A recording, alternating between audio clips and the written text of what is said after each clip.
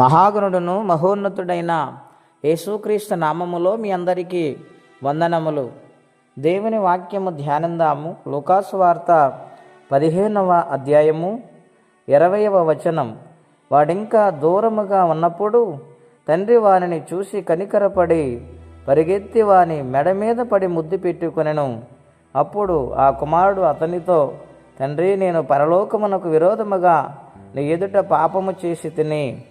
ప్రియమైన దేవుని బిడ్డలారా, ఈ యొక్క సువార్త పాఠ్యాంశంలో ఇద్దరు కొడుకులు తండ్రి సంభాషణ కనబడుతూ ఉన్నది. పెద్ద కుమారుడు తండ్రితోనే ఉన్నాడు. చిన్న కుమారుడు తన యొక్క ఆస్తిని పంచిపెట్టమని దానిని తీసుకొని దూరదేశమునకు వెళ్ళిపోయాడు. అనేక మంది స్నేహితులు ఉన్నారు. తన జీవితము ఎంతో సంతోషంగా గడుపుతూ ఉన్నాడు. రోజురోజుకి ధనము తరిగిపోతూ ఉంది, ఆస్తి కరిగిపోతూ ఉంది. ఇది గమనించిన స్నేహితులు ఒక్కొక్కరు విడిచి వెళ్ళిపోతూ ఉన్నారు. చివరికి ఒంటరివాడైపోయాడు. నాటి కాలంలో తండ్రి నా సమక్షంచి వెళ్ళవద్దని చెప్పినా మాటను నిర్లక్ష్యము చేసి అహంకార హృదయముతో ముందుకు సాగిపోయాడు. ప్రియమైన దేవుని బిడ్డలారా, దేవాతి దేవుడు ప్రతినిత్యం మనల్ని కాపాడుతూ వస్తున్నారు. మరి ఆయన మాట వింటున్నామా? ఆయన సమక్షములో ఉంటున్నామా? నిర్లక్ష్యముగా ఉండి మాటని విదిరించి ఈ లోకములోనికి వెళ్ళిపోయి ఇష్టానుసారంగా జీవిస్తున్నామా?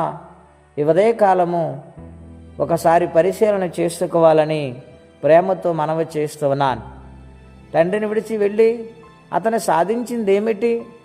ఒంటరి యొక్క జీవితము, ఏ సహాయము లేదు, సమస్తమును కోల్పోయాడు, తినుటకు కూడా ఆహారము లేదు.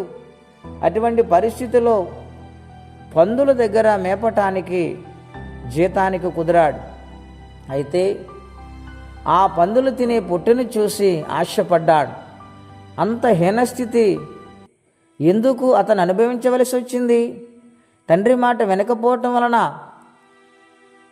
గనుక అతని జీవితంలో తెలుసుకున్నాడు, నేను ఇక్కడ ఆకలితో చనిపోతూ ఉన్నాను, నా తండ్రి ఇంట అనేక మంది పనివారు ఉన్నారు, నేను అక్కడికి వెళ్ళి తిన్న కడుపు నిండా అన్నము దొరికిద్దని పశ్చాత్తాప హృదయముతో మనసంతా కలవరము చెందుతూ వేదనకరమైన జీవితముతో తిరిగి తండ్రి యొద్దకు వస్తూ ఉన్నాడు. దేవుని బిడ్డలారా, గ్రహిస్తున్నారా?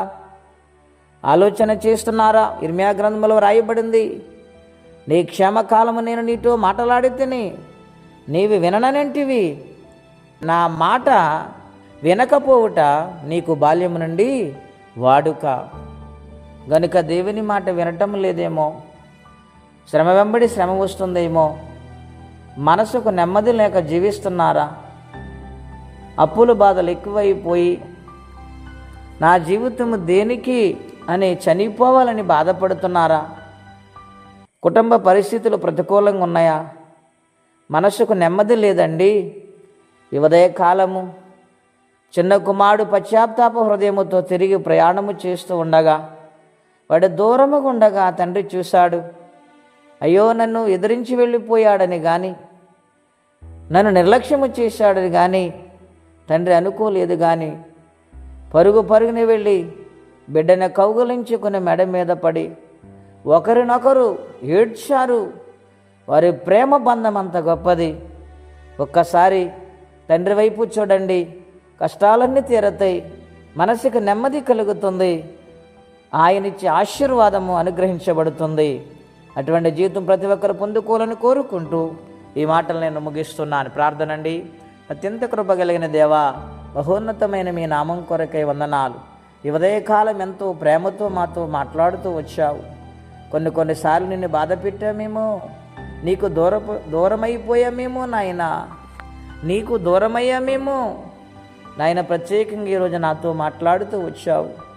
మా పాపములు క్షమించి మీ పాద సన్నిధిలో మరలా మమ్మలను నీ ప్రేమతో హత్తుకొని నీ ఆత్మతో ఎల్లప్పుడూ జీవించే వారిగా మీ కృపా సహాయం ఇచ్చి మహిమ తెచ్చుకోండి.